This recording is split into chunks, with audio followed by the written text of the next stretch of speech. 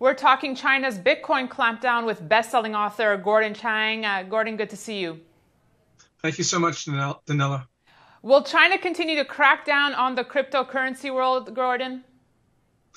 I actually think so. There's been this optimism that after the Communist Party's 19th National Congress, that there's going to be liberalization in many areas of the economy. That's possible, but cryptocurrencies are something which are probably a special case. The Chinese have really been concerned that citizens can use Bitcoin and other cryptocurrencies to expatriate money, and in fact, taking the capital controls and making a mockery of them. So there has been this clampdown on Bitcoin, and I think that it probably will continue. I think that actually the most fascinating thing are some comments from the People's Bank of China, the central bank, about actually China developing its own sovereign digital currency, sort of as a replacement for Bitcoin and the others. This is going to be fascinating to watch because the Chinese central bank is going to want to have control.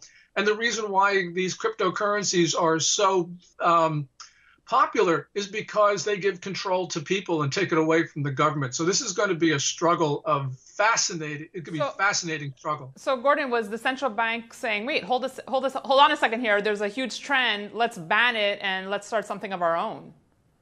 Well, that's pretty much what we've seen so far because, there have been the prohibition on initial coin offerings, the closing down of Bitcoin exchanges.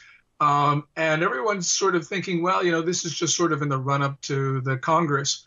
I actually don't know how this is going to happen because under Xi Jinping, there has been an attempt to impose more control, not only over the economy, but also over the markets. And so any sense of allowing Chinese citizens to have, the ability to export currency just runs counter to what Xi Jinping has generally been doing.